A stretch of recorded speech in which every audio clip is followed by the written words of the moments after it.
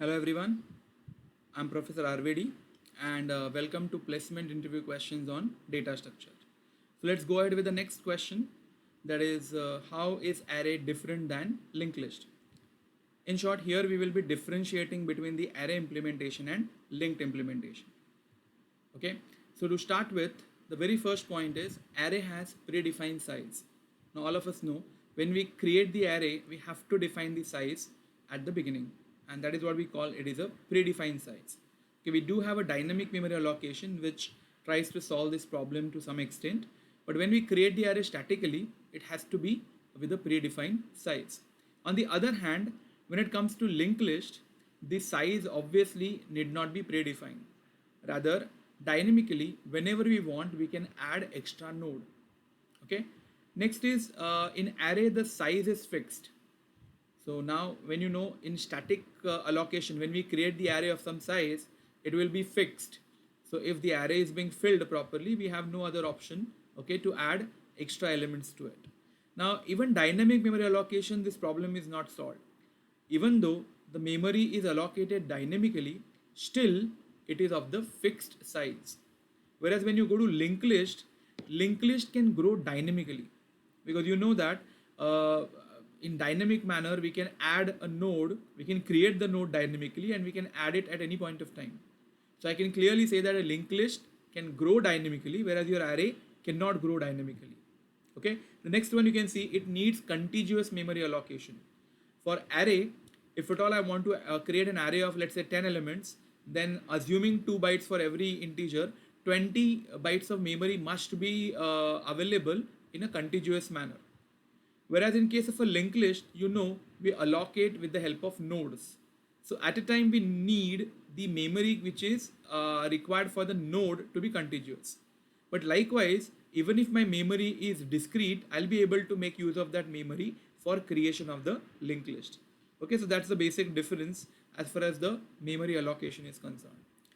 Insertion and deletion operations, if you know, in the array are very expensive, because both insertion as well as deletion may require you to shift the elements.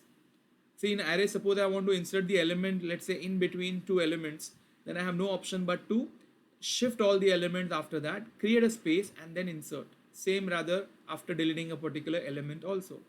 Whereas in linked list, these insert and delete operations are very easy, because adding a new node or deleting a node will not hamper the other existing nodes, and we do not need any sort of shifting. Okay, so insertion and deletion become very easy. It can provide direct access, or we can even say random access. Your array, that's like an advantage of the array, that it can provide a direct access. You know, we start the index from 0. So suppose I want let's say 10th element.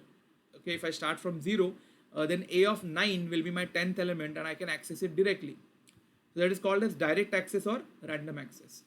Whereas here for linked list, it's like a limitation that it can only provide sequential access.